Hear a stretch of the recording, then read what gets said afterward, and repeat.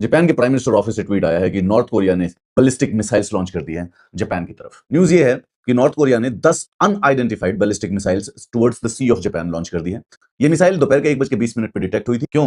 क्योंकि south Korea और United state जो है वो एनुअल मिलिट्री एक्सरसाइज कर रहे हैं और नॉर्थ कोरिया वालों ने उसके अगेंस्ट कुछ कॉन्सिक्वेंसेस को थ्रेटन किया था। लोग कहते हैं कि no good can ever come out of war. War से कभी भी कुछ अच्छा नहीं निकलता। उन लोगों ने शायद किम जोंग उनके मीम्स नहीं देखे। जब से ये ईरान इजराइल वॉर स्टार्ट हुई है, there is like internet is flooded with the memes of this guy. Specifically सिर्फ इसलिए कि बेचारा ये बड़ा डिक्टेटर है, इसके पास न्यूक्लियर बॉम्ब भी है, लेकिन ये वॉर में पार्टिसिपेट नहीं कर पा रहा। कोई भी देश, चाहे रशिया हो, चाहे यूएसए हो, चाहे इजराइल हो, चाहे ईरान हो, बेचारा इससे आके वॉर नहीं करता। एंड उन मीम्स का क्रक्स ये है that he is feeling left out. तो एज आई सेड, जैसे कि prime minister office of Japan ने कहा कि कोई बैलिस्टिक मिसाइल लॉन्च हुई है, बोर हो रहा था, क्या करता।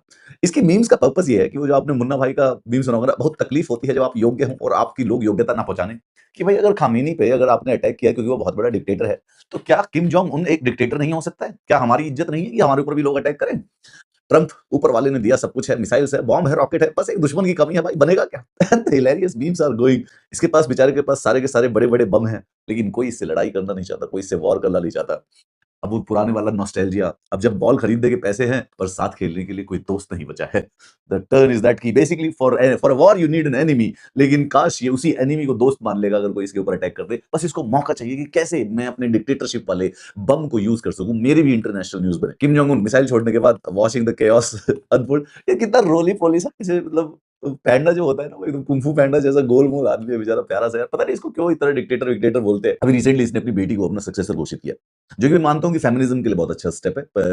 21वीं सदी की पहली फीमेल डिक्टेटर अगर कोई दे तो मतलब कुछ नहीं तो एटलीस्ट फेमिनिज्म में ये काफी बड़ा स्टेप माना जाएगा। एंड इसके कुछ वीडियोस इसकी बेटी के साथ आने लगे। ये रोली पोली सा टेडी बियर जैसा डिक्टेटर जो है गर्ल डैड के नाम से जाने लगा। मतलब कि अगर आप गर्ल डैड पर्सनैलिटी रखते हो तो आपकी पुरानी 20 साल की जो पीआर है, पूरी इमेज सुधर सकती है कुछ ही हफ्ते के अंदर अंदर। 4 दिन हो गए सर, एक मिसाइल नहीं आया हमारे एरिया में। जब तक बोलूं चेक करता रहे, कोई खेलने नहीं आ रहा यार बेचारे से, is feeling left out.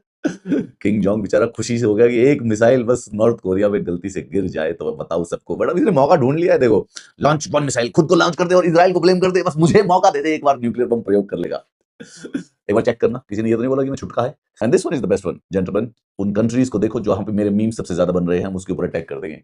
I am pretty sure about it. I think India में इसके मीम सबसे ज्यादा बनाए जाओ। ये कितना ऐसे देखो, पूरा पूरा स्क्वायर है और देखो इसके हाथ कितने छोटे छोटे से। if we can say that there is a cute dictator, well this guy is a cute dictator। अपने बम बनाता है, न्यूक्लियर बम बनाता है, once in a while test करके दिखाता रहता है कि मेरे पास है, मेरे पास है, मैं चला दूंगा। चलाता कभी नहीं, मतलब लड़ाई नहीं करी इसने कभी भी। एक बात देखो तो है डिक्टेटर, कोई बड़ी बात नहीं है, लेकिन बंदे ने कभी किसी से लड़ाई नहीं करी है।